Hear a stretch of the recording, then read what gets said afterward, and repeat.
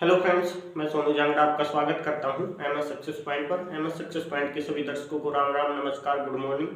तो दोस्तों, आज हम प्रश्नावली जो 1.2 है उसको शुरू कर रहे हैं। और जो प्रश्नावली 1.2 के बारे में जो पहले हम बात करेंगे वो उसको जैसे दर्शाना है संख्या रेखा पर। आपको भी पता है प्रश्नावली 1.2 में क्या करना है, तो हम उसके बारे में पहले कुछ समझेंगे। क्या मैटर है संख्या रेखा का और क्या कैसे हमने दर्शाना है, ठीक है। फिर उसके बाद करेंगे एक्सरसाइज प्रश्नावली 1.2 पहले चैप्टर की।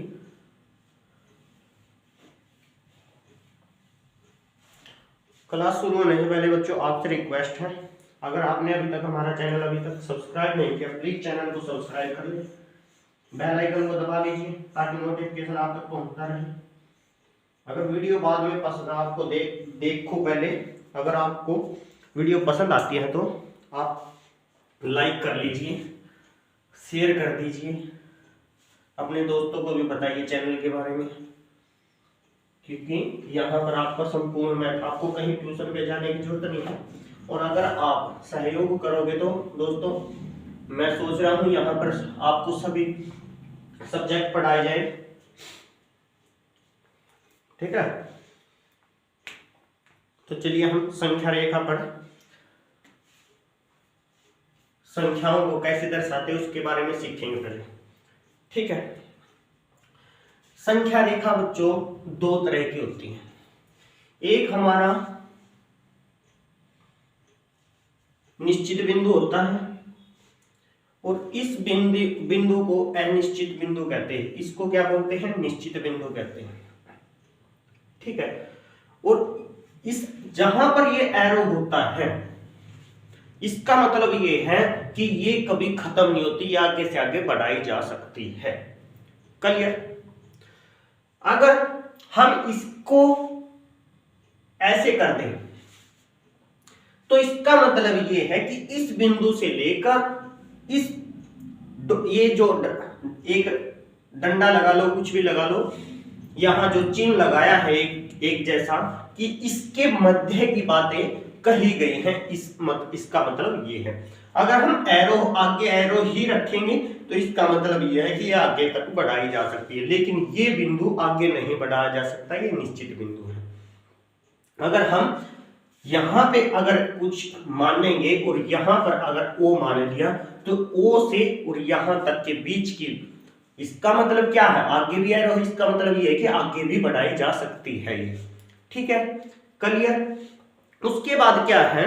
उसके बाद हम क्या करेंगे अगली, जैसे अब ये निश्चित बिंदु था, अगर हम दोनों तरफ, ये तो इधर तो क्या दर्शा रहा है, अगर निश्चित बिंदु है और ये अनिश्चित बिंदु है, ये वाला अनिश्चित बिंदु बोलते हैं कि जिस तरफ एरो होता है कि इसको आगे तक बढ़ाया जा सकता है। और इसका मतलब क्या है? अगर ये दाईं तरफ जा रही है तो इसमें क्या है कि धनात्मक संख्याएं हैं। इस पर क्या है? धनात्मक संख्याएं, क्योंकि ये इधर दाईं तरफ जा रही है और इस निश्चित बिंदु से, और इस निश्चित बिंदु को हम जीरो मान लेते हैं। इस निश्चित बिंदु को क्या मान लेते हैं? हम जीरो मान लेते हैं। उसके बाद अगर हम यही पलट कर इसको ऐसे घुमा दें, जैसे अगर हम इधर ले लें, ये निश्चित बिंदु हो गया, ये निश्चित बिंदु है, और हम इस निश्चित बिंदु से इधर करेंगे बात, तो इसका मतलब ये है कि ये निश्चित बिंदु है और हम बाईं ओर जा रहे हैं, और बाईं ओर हमारी इस रेखा पर ऋणात्मक संख्याओं का समावेश है। क्या है? ऋणात्मक संख्याओं का समावेश है। इस पर ऋणात्मक संख्याएं हैं। अगर किसी निश्चित बिंदु से अगर आगे बाईं तरफ जा रही है तो उस संख्या रेखा पर क्या है? ऋणात्मक संख्याएं हैं। क्या है? ऋणात्मक संख्याएं हैं। अगर निश्चित बिंदु से अगर हमारी दाईं तरफ जा रही है कोई रेखा तो उसका मतलब क्या है? उस संख्या रेखा पर क्या है? धनात्मक संख्याएं हैं। क्लियर? अगर हम दोनों तरफ बढ़ाए जाए, अगर हम इसको ही अगर दोनों तरफ बढ़ा दें, जैसे ये निश्चित बिंदु होगा और इसको हम अब बाईं तरफ भी बढ़ा दिए, दाईं तरफ तो है, बाईं तरफ भी बढ़ा दे, तो इसका मतलब ये है कि इस पे दोनों तरह की संख्याएं हैं, ऋणात्मक भी और धनात्मक भी। इसका मतलब क्या है? अगर हम दोनों तरफ संख्या रेखा को बढ़ाएंगे तो इसका मतलब यही है कि इस संख्या रेखा पर ऋणात्मक संख्याएं भी है और धनात्मक संख्याएं भी है। क्लियर? उम्मीद करता हूं आपको ये बातें समझ में आ गई होंगी, संख्या रेखाओं के बारे में पता लग गया होगा। ठीक है, तो उसके बाद हम इस पॉइंट को, कौन से को, इसको जीरो मान लेंगे, इसको मान लेंगे जीरो, और हमने इस पर जो भी संख्याएं दर्शाएंगे, अब संख्या हमने, आपका चैप्टर है परिमेय संख्याओं का, कौन सा चैप्टर है, परिमेय संख्याएं। और परिमेय संख्या कौन सी होती है, जो p बटे क्यू के रूप में लिखी हो, p बटे क्यू के रूप में लिखी हो, दोनों पूर्णांक हो, क्यू का मान जीरो ना हो, तो क्या बोलते हैं उसको, परिमेय संख्या बोलते हैं। और इसको वैसे p बटे क्यू के रूप में लिखी हुई को क्या बोलते हैं, हम भिन्न बोलते हैं। ठीक है, उसके बाद तो इसका मतलब क्या है, संख्या रेखा पर हमने जब चैप्टर हमारा परिमेय संख्याओं का, तो इसका मतलब यही है कि हमें परिमेय संख्याओं के साथ ही संख्या रेखा पर खेलना है। ठीक है, उसके बाद दोस्तों ये बात है कि अब हमने कैसे दर्शाना है। अब संख्याएं तो हमने सीख रखी, क्या, वैसे तो मैंने बता रखा पिछली क्लासों में कि कैसे हम परिमेय संख्याओं को दर्शाते हैं, लेकिन आज हम पूरे डिटेल में समझेंगे, क्योंकि हमने दर्शाने वाले सवाल हमने करने हैं। और उसके पहले तो हमने क्या सीखा था कि हमारे पास तो सिर्फ संख्याएं होती है, कि जो पूर्ण संख्या बोलते हैं, पूर्णांक बोलते हैं जिनको, 1 2 3, ऐसे ही इधर -1 -2 ये बराबर बराबर होते हैं, -3 -4। हमने इन संख्याओं के बारे में सीख रखा है इस संख्या रेखा पर, है ना। तो इसका मतलब क्या है, हमने तो परिमेय संख्याओं को सीखा ही नहीं है, कैसे दर्शाएंगे परिमेय संख्या, तो इसमें दिखते ही नहीं है। तो वैसे तो मैंने परिमेय संख्याओं के बारे में बता रखा पिछली क्लासों में, परिमेय संख्या भी इन्हीं के बीच में है, कैसे पैदा हुई है कैसे नहीं, तो हमने वो पिछली क्लासों को देखियो, जब मैंने संख्या को, पूर्ण संख्या, पूर्णांक, प्राकृतिक, धनात्मक, ऋणात्मक सभी संख्याएं संख्या रेखा पर बताई थी, उस क्लास को देखिए आप। ठीक है, हम आज डायरेक्ट करेंगे परिमेय संख्याओं को कैसे दर्शाते हैं। ठीक है, फिर उसके बाद हमारा क्या रहता है कि इन्हीं संख्याओं के बीच में हमारी क्या होती है, परिमेय संख्याएं होती हैं, और हमने कैसे मिलेंगी और कैसे हमने दर्शाना है वो आज हम देखेंगे। उसके बाद जो परिमेय संख्या है उनको हम बोलते हैं बच्चों भिन्न। जैसे गांवों में अलग अलग नाम निकाल देते हैं बच्चों के, एक तो मूल नाम होता है, जो वास्तविक नाम होता है उसका, रियल नाम होता है, और एक होता है वैसे, किसी का कुछ निकालते हैं, किसी का कुछ निकालते हैं, है ना। तो वैसे ही हमारा रियल नाम क्या है, परिमेय संख्या, और वैसे हम बोलते हैं भिन्न।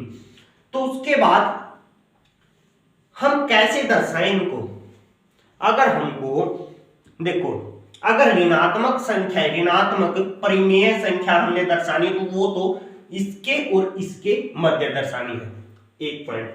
दूसरा पॉइंट, अगर हमने धनात्मक परिमेय संख्या जिस पर कोई चिन्ह नहीं हो, अगर चिन्ह है तो समझ लो वो ऋणात्मक, मान लिया ऋणात्मक माइनस का चिन्ह है तो वो ऋणात्मक संख्या है, प्लस का लगाते ही नहीं, अगर प्लस का हो या ना हो तो वो क्या है, धनात्मक परिमेय संख्या होंगे हमारे, और वो जीरो से लेके दाईं तरफ दर्शाए जाएंगे।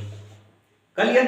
उसके बाद हमारा आता है कि भिन्न परिमेय संख्या जो कितने प्रकार की होती है। हमने वैसे हम भिन्न के बारे में अगर आपने डिटेल में समझना है तो बेसिक मैथ क्लासेस के नाम से प्लेलिस्ट है, उसको, उसमें वीडियो है भिन्न की, तो उसमें जाके देखिए। जो आज का मूल रूप है हम उसके बारे में बताएंगे कि देखो, अगर हमारी आ जाए उचित भिन्न, संख्या रेखा में दर्शाने के लिए उचित या समभिन्न, इसको समभिन्न भी बोलते हैं, समभिन्न आ जाए, उचित भिन्न और समभिन्न। उचित भिन्न कौन सी होती है, उचित भिन्न कौन सी होती है, जिसका अंश छोटा हो और हर क्या हो, बड़ा हो, वो क्या कौन सी भिन्न होती है, उचित भिन्न होती है। जिसका अंश बटे हर को क्या बोलते हैं, हम भिन्न ही बोलते हैं ना।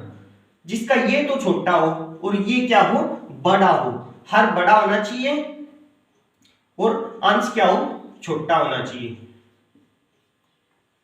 अंश छोटा हर बड़ा, उसको क्या बोलते हैं हम, उचित भिन्न। क्या हो, उचित भिन्न। जैसे अब मैं 2/7 लिखूं, ये कौन सी भिन्न है, उचित भिन्न है। अगर मैं 3/4 लिखूं तो ये कौन सी भिन्न है, ये उचित भिन्न है, सम भिन्न है। ठीक है, अगर हम अनुचित भिन्न की बात करें, अनुचित भिन्न इसको बोलते हैं बच्चों दूसरे उसमें विषम भिन्न। क्या बोलते हैं, विषम भिन्न। विषम भिन्न, उचित भिन्न और विषम भिन्न, अनुचित भिन्न और विषम भिन्न, ये है उचित और सम। ठीक है, इसका होता है अंश बड़ा होता है, अंश क्या होता है, बड़ा होता है, और हर क्या होता है, हर हमारा छोटा होता है। जैसे 7/2, 4/3 कह लो, 5/2 कह लो, ये क्या हमारी, ये हमारी है अनुचित भिन्न या विषम भिन्न। उसके बाद इसको खोलने के बाद हमारे पास आती है मिश्रित भिन्न। उनसे अभी वैसे हमने लेना देना कुछ नहीं है, वैसे बोल रहा हूं। अगर हम इनको खोल दें, जैसे अब 7 को 2 से भाग करेंगे तो आएगा क्या, 3 हमारा भागफल आ जाएगा, 1 हमारा शेषफल आ जाएगा, और इसको जो हमें ये प्राप्त हुआ है इसको बोलते हैं मिश्रित भिन्न। क्या बोलते हैं, मिश्रित भिन्न। जब हम इसको खोल लेंगे, सही के रूप में लिखेंगे तो हमारा ये प्राप्त होगा, इसको हम मिश्रित भिन्न बोलते हैं। क्या बोलते हैं, मिश्रित भिन्न बोलते हैं। हमें मिश्रित भिन्न से कुछ लेना देना नहीं है, हमने लेना है इन दोनों भिन्नों से। अब इन भिन्नों को हम परिमेय संख्या भी कहते हैं। कौन सी, क्या कहते हैं इनको, परिमेय संख्या भी कहते हैं। अगर हमें संख्या रेखा पर, कहने का मतलब उचित भिन्न आ जाए, दर्शाना, क्या आ जाए, उचित भिन्न दर्शाना आ जाए, तो हम उनको दर्शाएंगे अगर धनात्मक आ जाए तो 0 और 1 के बीच में दर्शाएंगे, 0 और 1 के बीच में दर्शाएंगे। अगर हमारी उचित भिन्न आ जाए, उचित भिन्न आ जाए तो हम कैसे दर्शाएंगे, 0 और 1 के बीच में दर्शाएंगे। क्या, कैसे, अब ये क्या है, टोटल क्या है, 7, टोटल क्या है, 7 भाग। तो हमने टोटल इसके 7 भाग करने हैं, और 7वां भाग ये कर लो बेशक, 7वां भाग ये बना लो एक पॉइंट, और उसके बाद 2/7, उसके बाद यहाँ पे 2 आएगा जो उसका वो भिन्न क्या होगी, 2/7।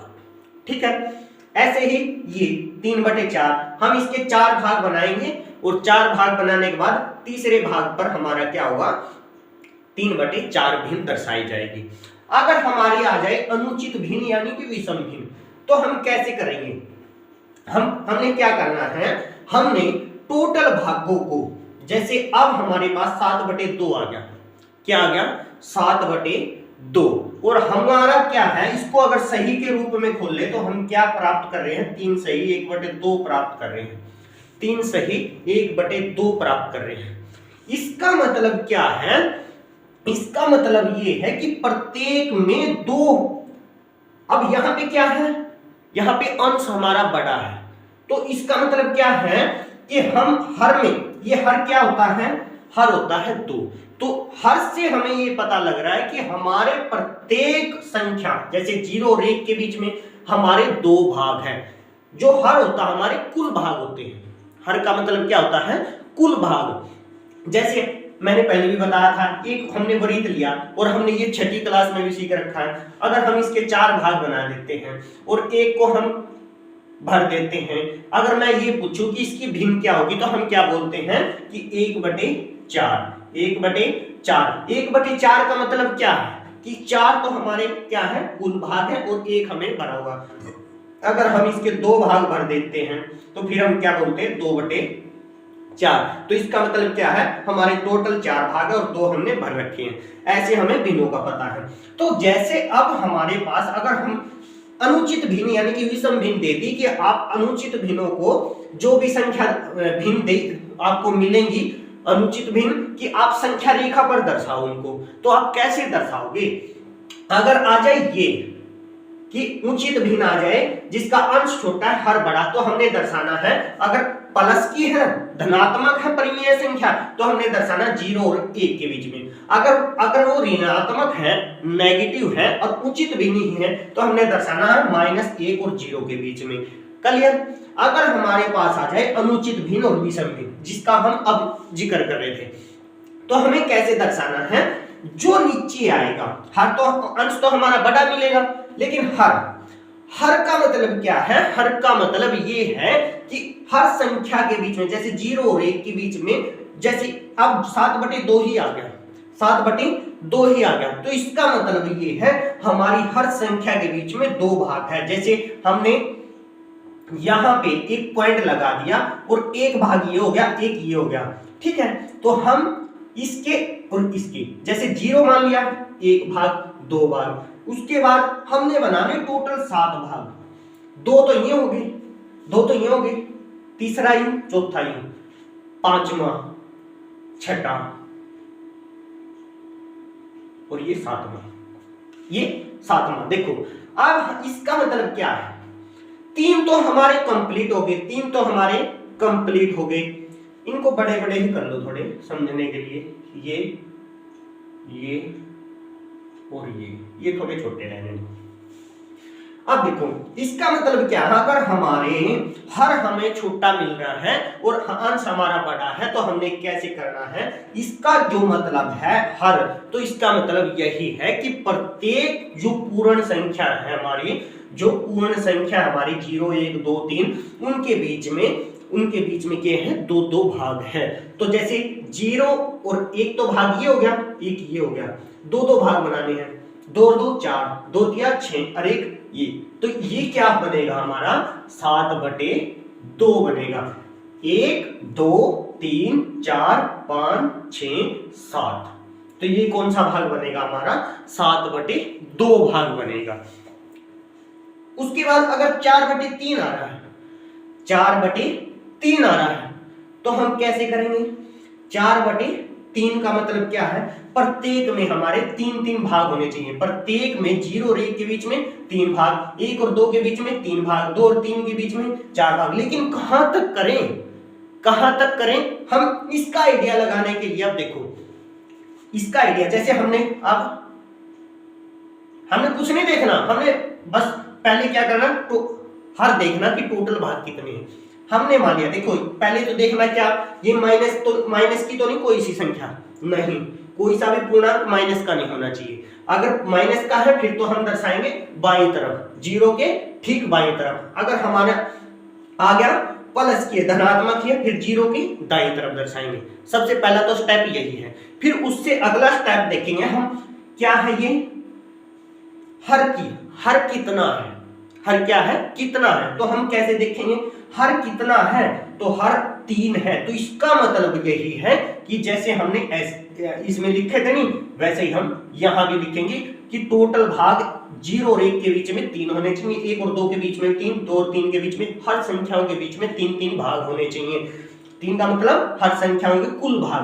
तो जैसे 1 मैंने यहां पे लगा दिया और 1 यहां पे लगा दिया, 1 2 3, टोटल कितने भाग हो गए?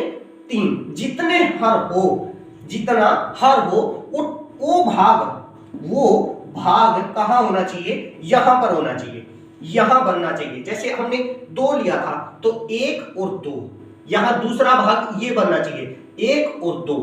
जैसे अब 3 लिया, 1 2 3। क्लियर? समझ में आई ना? अगर हमारा 4 होता तो हम इसके 4 भाग बनाते, फिर 1 2 3 4, ये चौथा होता। अगर हमारे बटे में कोई सब 4 आ गया, बटे में अगर 4 आ गया, तो हम क्या करेंगे? चौथा भाग ये बनेगा हमारा, फिर अगले का चौथा भाग ये बनेगा, अगले का चौथा भाग ये बनेगा। ठीक है? तो वैसे ही जैसे अब हमने ये दर्शाना टोटल भाग प्रत्येक के बीच में कितने होने चाहिए? 3। और एक इससे आगे भी दर्शा लो 3 भाग, 1 2, तीसरा यही हो गया। ये देखो यहां पे कितना आ गया? यहां पे हो गए 3, 1 2 3। फिर अगले में देख लो, 1 2 3। 1 2 3 1 2 3 1 2 3। समझ में आ गया ना कैसे दर्शाना। उसके बाद क्या करेंगे हम, उसके बाद जितना भी अंश है, जितना भी अंश है, ऐसे दर्शाने के बाद जितना भी हमारा अंश है उतनी गिनती कर दो। 1 2 3 4, यही हमारे 4/3 है। और इस पे कोई पॉइंट टेक दो, इसको गोल धारे में भर के ऐसा गोल धार लगा के P पॉइंट टेक दो कि P पॉइंट बराबर 4/3। समझ में आया? क्लियर?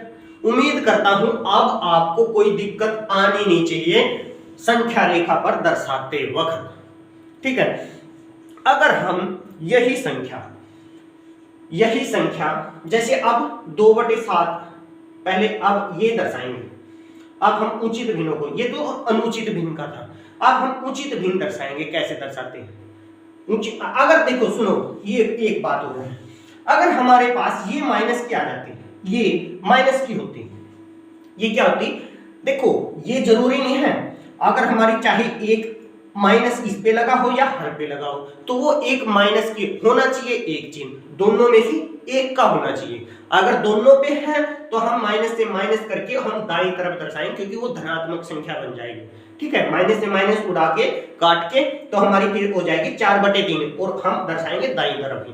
अगर हमारे पास एक पे कोई सा भी चिन्ह, चाहे वो नीचे हर पे हो चाहे वो हमारा अंश पे हो, तो हम दर्शाएंगे 0 के ठीक बाईं तरफ। अगर ये माइनस का होता तो हम कैसे दर्शाते?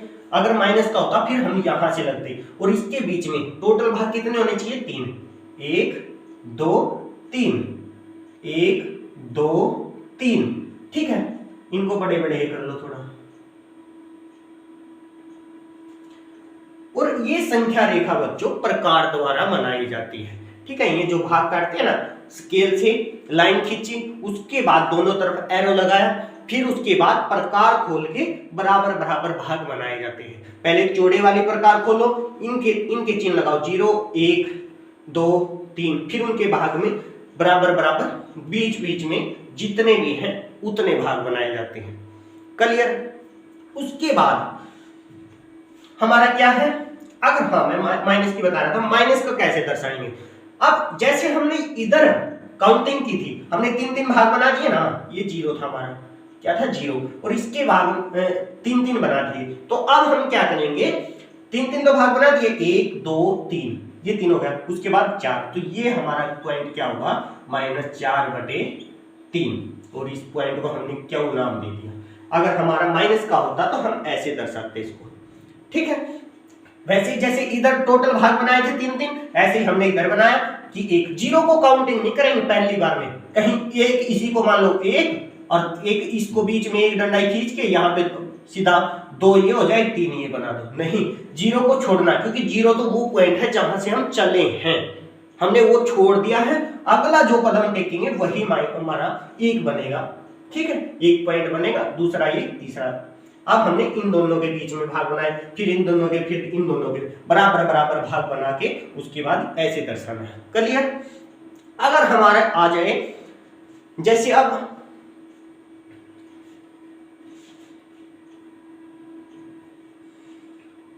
हम देखो एक और बात, हम इनको भी लिख सकते हैं, हम इनके ऊपर लिख सकते हैं ऐसे ही। जैसे हमने 0 ये माना तो हम लिख सकते हैं यहाँ पे 1/3, यहाँ 2/3, या इसके ऊपर लिख लो 3/3, ये आ गया 4/3, ये आ गया 5/3। लेकिन हमने जो भी संख्या होगी जिसको भी दर्शाना है वो थोड़ा हाईलाइट करना होगा। जैसे यहाँ पे हमने क्या किया, हाईलाइट करने के लिए गोल धारा खींच दिया कि हमने ये दर्शा दी।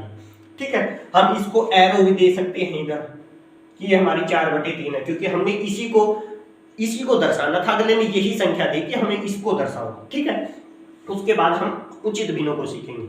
ठीक है, उचित भिन्न कैसे करते हैं ये साफ करूं बच्चों, देखो ध्यान से समझना है। ये वीडियो आपने 2-3 बार देखना, क्योंकि ये एक आपकी जिंदगी भर तक चलने वाली चीजें हैं। ऐसी चीजें आपको कोई नहीं बताएगा। यूट्यूब खोल के देख लियो, आपको ये बातें कहीं भी नजर आ जाए तो कमेंट करके मेरे को बता दियो कि आपने जो बताई है वो कमेंट में लिखी हुई है, कहीं भी वीडियो आ जाए आपको। संख्या रेखाओं से मैंने पूरी की पूरी संख्या रेखा पर दर्शाई है, परिमेय भी, पूर्णांक भी बताया आपको, पूर्ण भी बताई, प्राकृतिक भी बताई, धनात्मक भी, धनात्मक और ऋणात्मक संख्याएं कैसे बनी वो भी बता रखी है। अगर कहीं भी आपको ये बातें समझ बताता मिल जाए ना यूट्यूब पर तो मेरे लिंक भेज देना, ठीक है, अभी देख लो ये बता रखी है। ऐसे संख्या रेखा पर आपको कोई भी टीचर चाहे वो स्कूल में भी पढ़ाता हो उसने भी अगर वीडियो बना के दिखा रखा हो ना आपको तो मेरे पास लिंक भेज दियो कमेंट में, ठीक है। तो आपको नहीं मिलेंगी कहीं भी यूट्यूब पे ये वीडियो, तो इसलिए कह रहा हूं आपको बिल्कुल बारीकी से समझा रहा हूं। आप चैनल को सपोर्ट करें क्योंकि आपके सारे की बहुत ज्यादा जरूरत हो रही है इस सोनू को, ठीक है। तो अब हम समझेंगे उचित या समभिन्न। असल में तो आपके जो सरकारी स्कूल के टीचर हैं या प्राइवेट के जो भी हैं उन्होंने भी समझाया होगा, इस तरीके से तो उसने भी नहीं समझाया होगा, ठीक है, जो सोनू ने समझाया, ठीक है। और कैसे ये उचित दर्शानी है कैसे अनुचित ये भी नहीं बताया होगा, ठीक है। अब हम दर्शाएंगे उचित भिन्नों को, क्योंकि जिसका अंश छोटा होता है और हर हमारा बड़ा होता है उनको कैसे दर्शाई। ये तो हमने कैसे दर्शाई, जिसका अंश बड़ा है और हर छोटा है, हमने तो वो दर्शाई है ना अभी, ठीक है।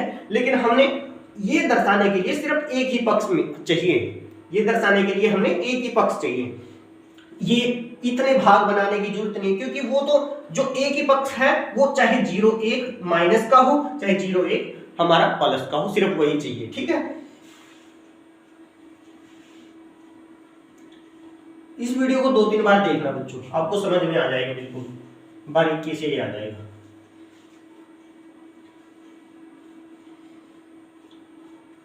हालांकि आज संख्या रेखा ही समझाई जाएंगी, ठीक है। सिलेबस करवाना मकसद नहीं है दोस्तों, मेरा समझाना मकसद कि बच्चों को समझ में आए, क्योंकि मैं खुद सरकारी स्कूल से गुजर के आया हूं, मेरे को पता कौन कैसा पढ़ाता है सरकारी स्कूलों में।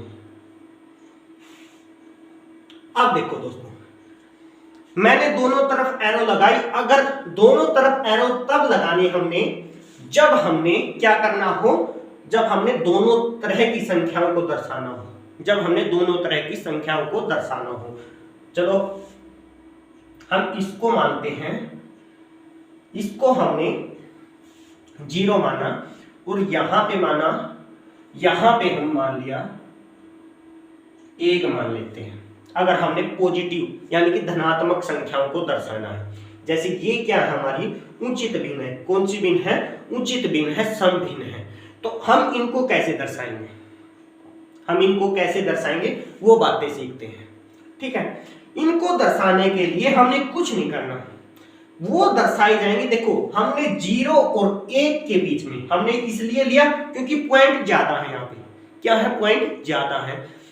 नीचे वाले पॉइंट हम, हर का मतलब क्या होता है, टोटल भाग, क्या है, टोटल भाग, और वो टोटल भाग केवल 0 और 1 के बीच में होंगे। जो नीचे भाग हैं वो क्या है, 0 और क्या है, 0 और 1 के बीच में होंगे। अगर धनात्मक है, ऋणात्मक है तो 0 और -1 के बीच में, ठीक है। उसके बाद अब देखो, अगर हमारा ये 1 है ना, ज्यादा दूर लिया गया दोस्तों, हम इसको यहीं बीच में लेते क्योंकि दो तरह की संख्या दर्शा के दिखा दूं मैं आपको। इसको ले लेंगे यहाँ पे 1 और ये ले लिया यहाँ पे, ये -1 है और ये 0 है और ये 1 है, ठीक है। ये थोड़ा बड़ा सा बना दो, ये भी बड़ा सा 0 मेन पॉइंट है जो। अब देखो हम अब सीखेंगे उचित भिन्नों को कैसे दर्शाना है। मैंने बोला था जैसे अनुचित में वैसे इसमें फर्क क्या है, इसमें सिर्फ हमने जो भी दर्शाना है वो 0 और 1 के बीच में ही दर्शाना होता है। 0 और 1 के बीच में अगर माइनस किया यानी कि ऋणात्मक परिमेय संख्या हमारी, तो 0 और -1 के बीच में जो भी टोटल भाग है वही हमारे 1 और 0 के बीच में, यानी कि 0 और 1 के बीच में, 0 और -1 के बीच में होंगे। अगर माइनस किए तो 0 और -1 के बीच में, अगर प्लस किए तो 0 और 1 के बीच में मिलेंगे हमको, ठीक है। तो इसका मतलब क्या है, 7 का टोटल भाग, 7 क्या है, एक टोटल भाग। तो इसका मतलब यही है कि 0 और 1 के बीच में हमने 7 भाग बराबर बनाने हैं, कि 7वां भाग ये होना चाहिए। एक हमारा क्या होना चाहिए, 7वां भाग होना चाहिए, और बीच में हमारे 6 भाग होने चाहिए। कैसे, जैसे 1 2, ये थोड़े नजदीक से बन गए, 1 2 3 4, ये तो 7 नहीं बने, वैसे ही आएगा जैसे पहले किया था। हम इसको मिलाएंगे ऐसे, 1 2 3 4 5 6 और 7। जैसे हमने 2/7 को दर्शाना है, क्या दर्शाना है, 2/7 को। तो हमारा ये जो हर होगा, जो भी हर होगा वो हमारा क्या होगा, जो 1 नंबर वाला भाग होगा। कि 7 है तो 7वां भाग हमारा 1 होना चाहिए। 7वां भाग क्या होना चाहिए, 1। कहने का मतलब ये 7वां भाग 7/7, यानी कि टोटल भाग नीचे और उसके बाद 7वां भाग ये होना चाहिए हमारा। क्लियर।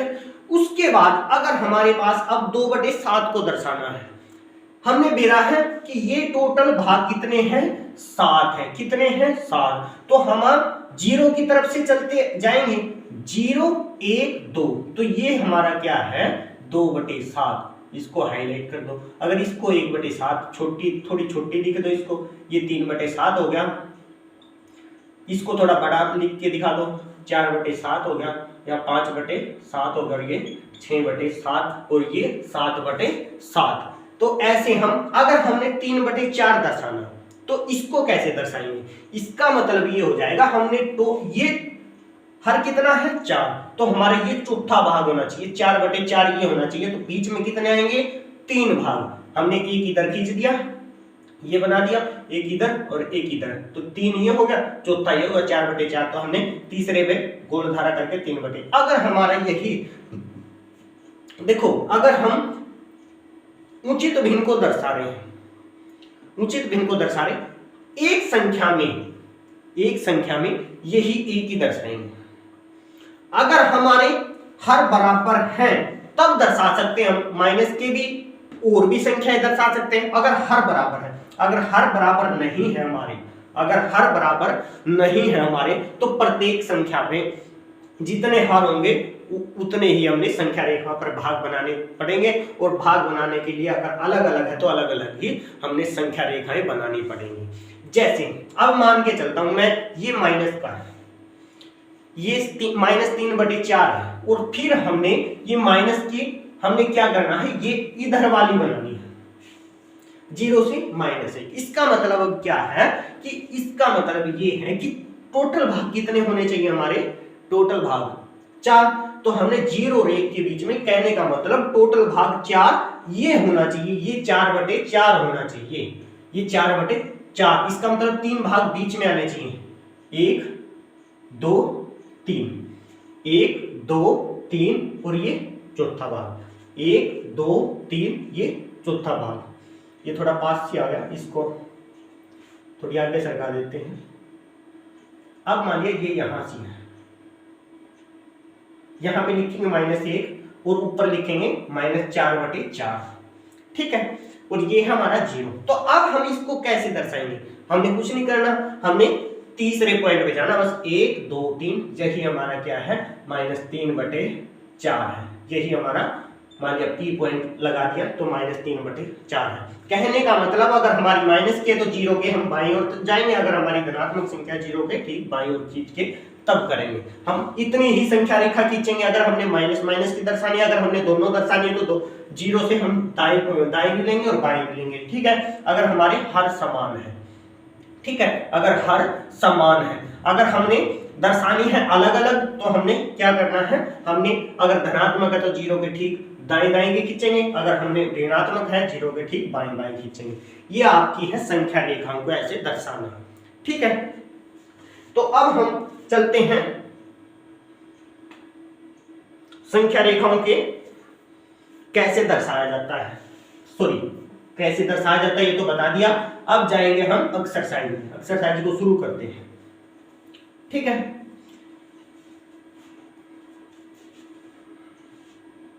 इसने बोला है निम्नलिखित संख्याओं को संख्या रेखा पर निरूपित कीजिए 7/4 और -5/6। सबसे पहले हमने क्या देखना है, हमने अंश और हर को देखना है। प्रश्नावली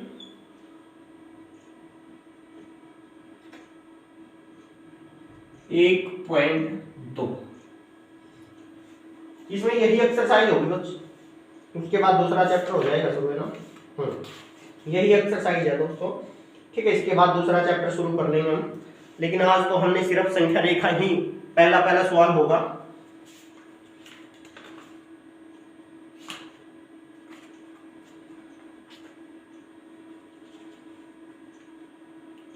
दूसरा भी कर लेंगे, ठीक है, आज ही कर लेंगे दूसरा भी,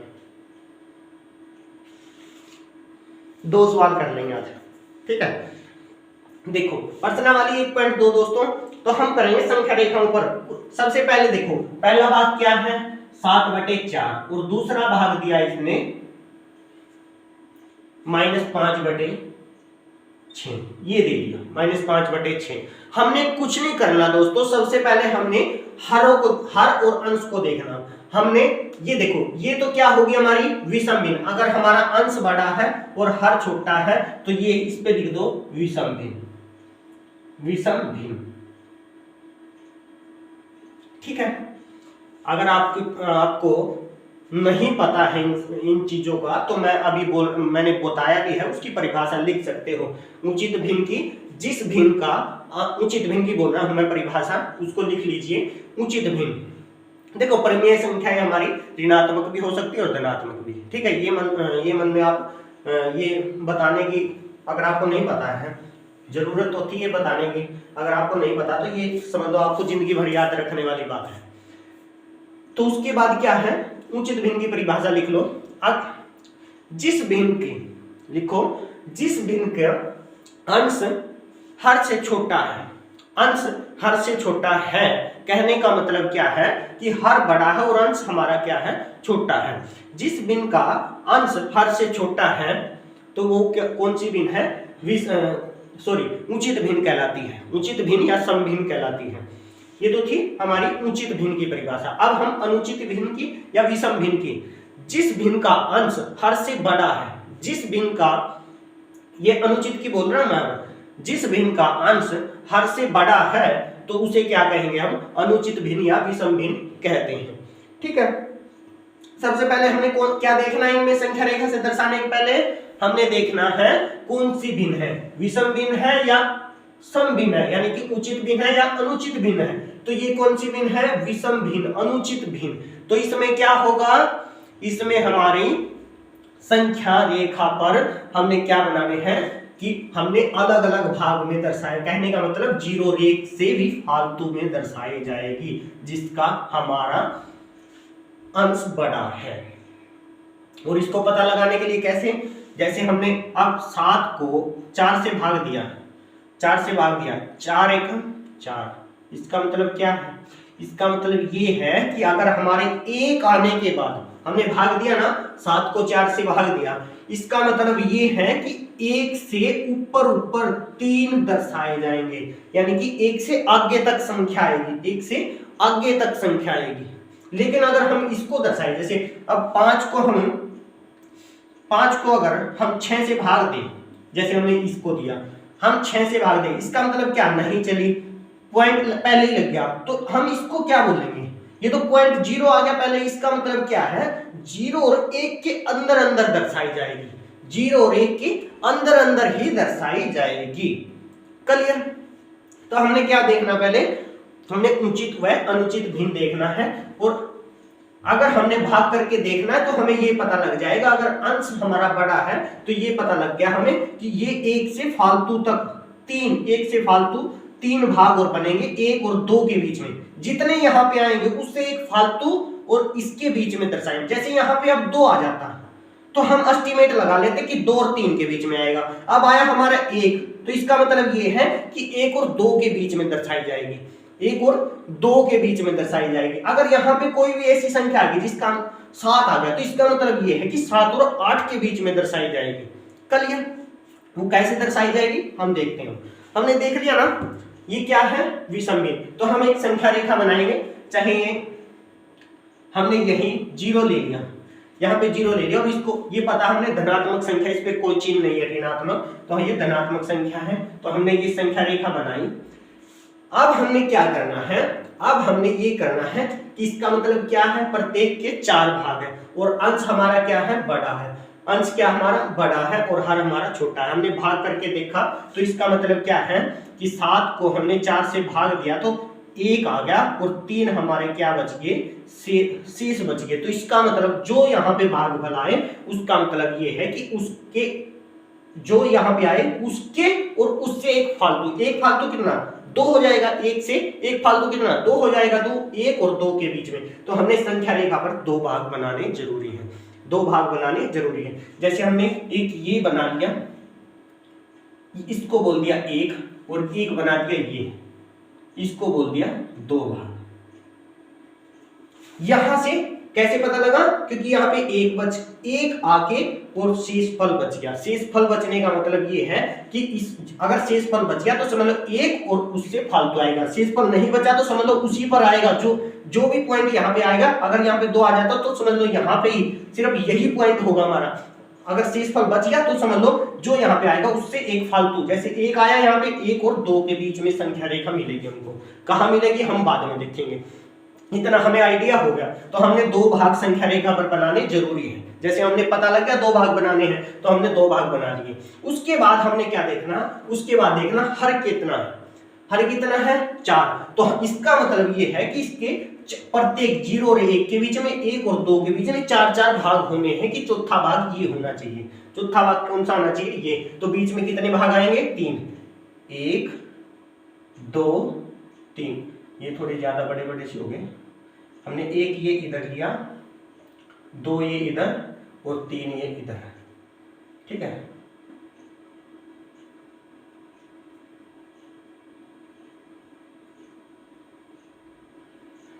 बना लिए। उसके बाद इतने ही बराबर भाग, 1 2 3, ये भाग बना लिए। अब हमने कुछ नहीं करना, हमने बनाने टोटल भाग जो हर है, हर हमारे 4 है तो चौथा भाग ये होना चाहिए, इससे चौथा भाग ये होना चाहिए, ठीक है। अब देखेंगे, अब गिनती करना शुरू कर दो। चौथा भाग है तो इसका मतलब ये 1/4, ये 2/4, ये 3/4, ये 4/4, ये 5/4, ये 6/4, ये 7/4। हमने कौन सा दर्शाना है, 7/4। तो इसको हाईलाइट करके गोल धारा लगा के यहाँ पॉइंट देख दो कि P, तो P हमारा 7/4 है। यही दर्शाना हमने, ऐसे ही दर्शाना है, ठीक है। उम्मीद करता हूं आपको इतना समझाने के बाद कोई डाउट नहीं रहा होगा मन में और आपने दर्शा दिया, आ गया होगा दर्शाना, ठीक है। ये तो थी हमारी अनुचित भिन्न, विषम भिन्न। हमने कैसे कि भाग करके पता लगा कि इसके कितने भाग बनाने हैं संख्या रेखा पर, ठीक है। तो इसका जब हमें संख्या रेखा पर भागफल 1 आया और शेष फल बच गया तो इसका मतलब हमने जो भागफल आया उससे पता लग गया कि उससे एक फालतू, यानी कि 2 तक आएंगे, 2 तक आएंगे अगर शेष फल बचा, ठीक है। क्लियर। ये तो संख्या रेखा का पहला प्रश्नावली का पहले सवाल का पहला भाग। अब हम करेंगे दूसरा भाग, सिर्फ इतना ही करना है दोस्तों, ठीक है। इस ऐसे पॉइंट लगाना है और ये लिख देना है। अब हम करेंगे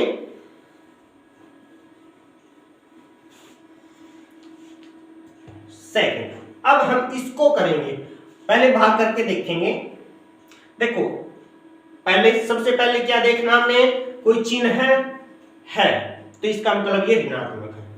उसके बाद देखना हमने क्या, ये उचित है या अनुचित, उचित है या अनुचित। तो क्या है ये उचित भिन्न है, इसका अंश छोटा है हर बड़ा। तो हम उसके बाद करेंगे भाग।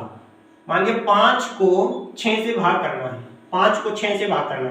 अब क्या है 6 को, वैसे तो उचित भिन्न जो है ये भाग करने की जरूरत नहीं है, ये सारी की सारी संख्या हमारी 0 और 1 के बीच में आती है। अगर वो माइनस की है तो 0 और -1 के बीच में आएगी, ठीक है। ये भाग करने की जरूरत नहीं है अगर उचित भिन्न है। तो हम कैसे दर्शाएंगे, हमने ये पॉइंट मान लिया 0, ठीक है। और हमने अब बाईं तरफ चलेंगे क्योंकि ये क्या है, एक माइनस की है, क्योंकि ये क्या है, माइनस की है।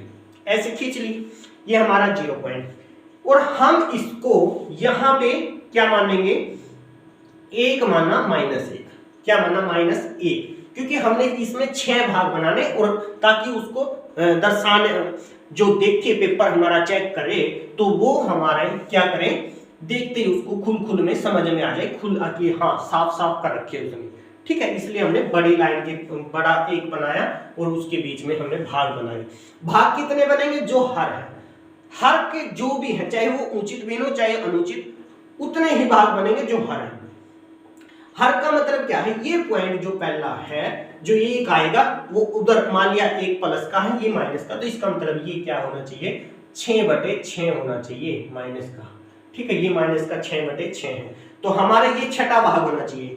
हर से पता लगे ये हमारा 1 - 1 छठा भाग होना चाहिए, तो हम बीच में कितने भाग आएंगे, 5, 1 2 3 4 5, और ये छठा भाग, ये हमारा छठा भाग। हम दर्शाते आ जाएंगे। अब ये कितना है, 1/1 -1/6 -2/6 -3/6 -4/6 -5/6। अगर हमारा यही है -5/6, तो हम इसको थोड़ा है बड़ा सा करके, गोल धारा करके, और इसको थोड़ी बड़ी भिन्न में लिख सकते हैं हम, 5/6, इनसे थोड़ी बड़ी भिन्न लिख दो, या आप इस पे भी गोल धारा लगा सकते हो, और या आप इसके तीर की तरफ निशान करके आप बता सकते हैं ये हमारा क्या है, और इस पे पॉइंट लगा देंगे, पीले लगा दो, क्या लगा दो, कुछ भी लगा सकते हैं। ऐसे हम संख्या रेखाओं को दर्शाएंगे। क्लियर, उम्मीद करता हूं आपको पहला भाग दोनों समझ में आ गया होगा। ऐसे हम संख्या रेखाओं को दर्शाएंगे। अब हमारा है दूसरा सवाल।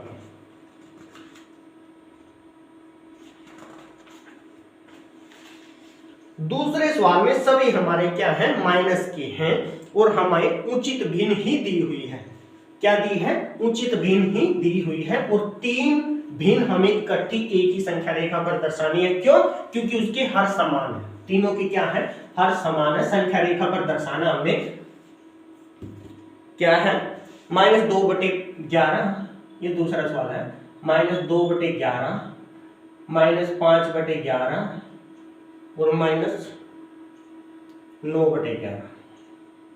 ये हमने संख्या रेखा में, देखो अगर हमारे तीनों चारों, अगर 6 भी आए 7 भी आए, जितने भी भिन्न आए, अगर हमारे सारे भिन्नों के क्या है, एक तो वो ऋणात्मक है, यानी कि सभी के चिन्ह समान है, और हर भी क्या है, समान है, तो हम एक ही संख्या रेखा पर सभी को दर्शा सकते हैं।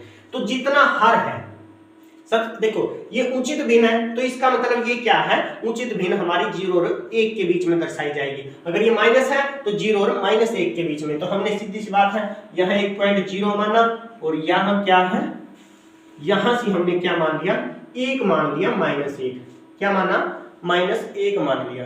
तो अब हम क्या करेंगे, -1 मानने के बाद हमने क्या करना है, -1 मानने के बाद हमने जितना हर है हमारा, जितना भी हर है, हम उतने ही भाग बनाएंगे, और ये जैसे हर कितना 11, तो ये 11वां भाग होना चाहिए। कितना होना चाहिए, 11वां भाग। तो हम यहां से लगेंगे 1 2 3 4 5 6 7 8 9, ये थोड़े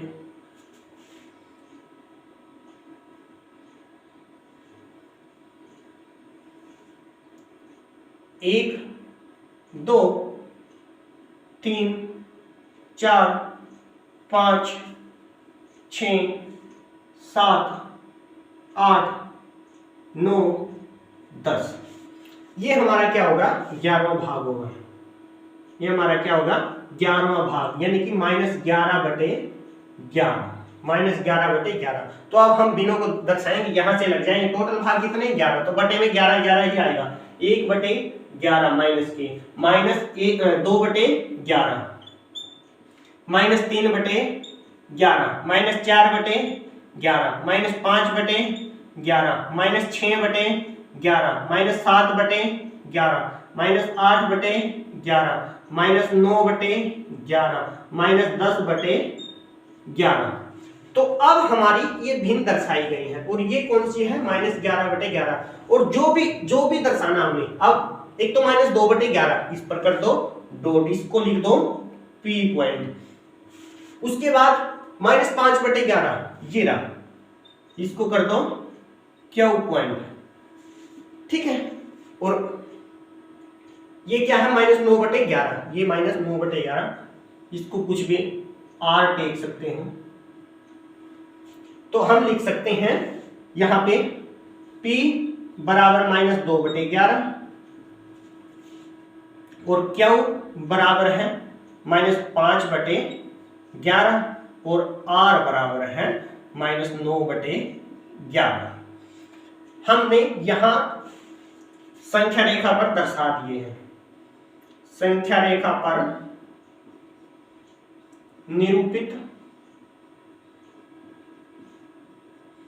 बिंदु है, ठीक है, निरूपित बिंदु है कि ये जो है P point, Q point, R point, ये संख्या रेखा पर क्या है, निरूपित बिंदु है दिए गए निर्देशानुसार, ठीक है।